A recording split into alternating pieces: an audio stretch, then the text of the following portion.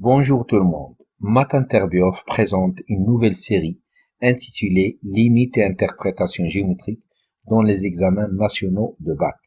Dans cette vidéo, nous allons vous présenter un exercice extrait du National 2020 Sciences expérimentales, session normale, exercice numéro 3. Dans cet exercice, on a posé toutes les questions concernant les limites et leur interprétation géométrique en se basant sur la fonction g de l'exercice numéro 3 du bac précédemment évoqué.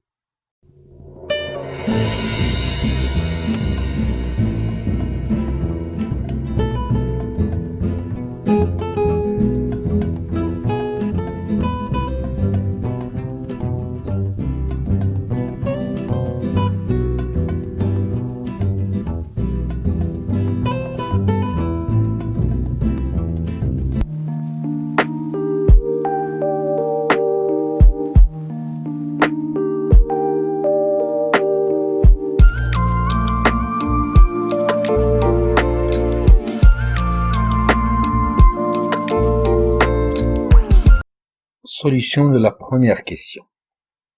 On a g de x égale 2 racines de x, moins 2 moins ln de x. Ici, on doit calculer limite de g de x quand x tend vers 0 plus.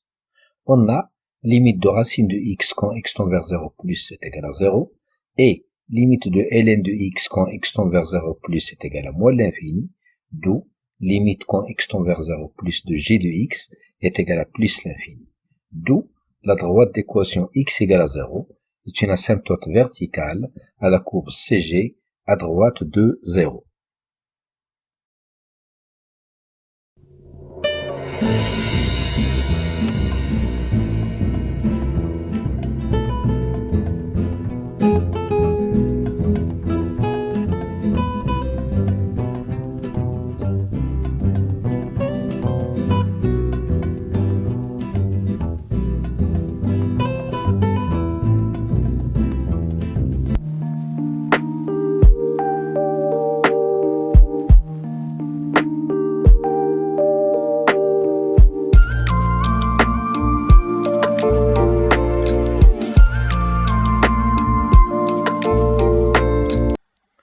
Solution de la deuxième question.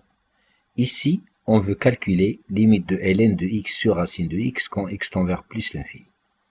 Si on essaye de calculer cette limite directement, on tombe sur la forme indéterminée, l'infini sur l'infini.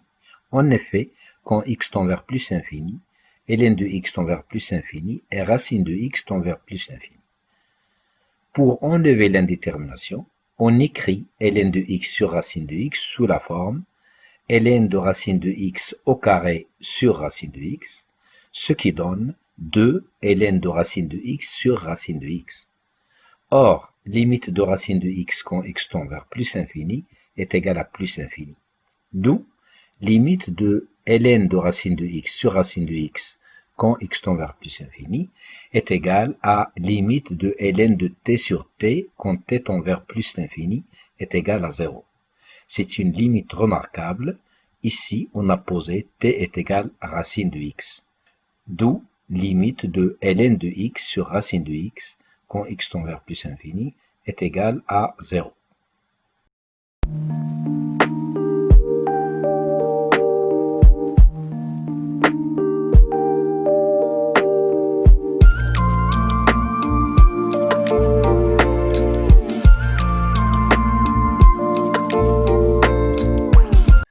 Solution de la troisième question petit a. On a pour x strictement positif, g de x égale 2 racine de x moins 2 moins ln de x. Ici, on veut calculer limite de g de x quand x tend vers plus l'infini. Si on essaye de calculer cette limite directement, on tombe sur la forme indéterminée plus infini moins l'infini. En effet, quand x tend vers plus infini, racine de x tend vers plus infini et ln de x tend aussi vers plus l'infini. Pour enlever l'indétermination, on écrit g de x sous la forme 2 racine de x moins ln de x moins 2. Ou encore, racine de x facteur 2 moins ln de x sur racine de x, moins 2. Or, limite quand x tend vers plus infini de racine de x égale à plus infini. Et d'après la question précédente, on a limite quand x tend vers plus infini de ln de x sur racine de x égale à 0. D'où limite de g de x quand x tend vers plus infini est égale à plus l'infini.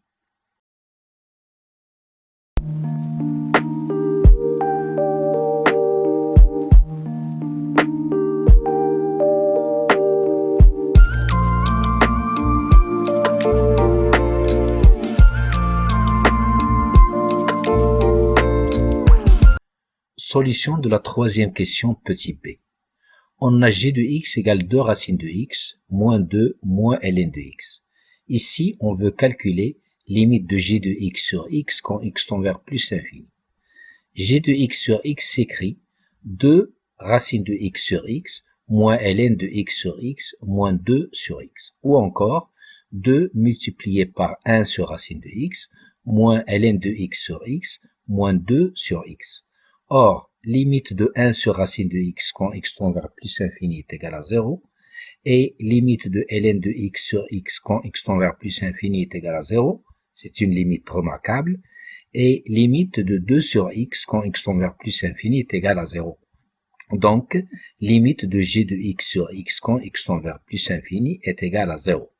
D'où la courbe CG admet une branche parabolique de direction l'axe des abscisses au voisinage de plus l'infini.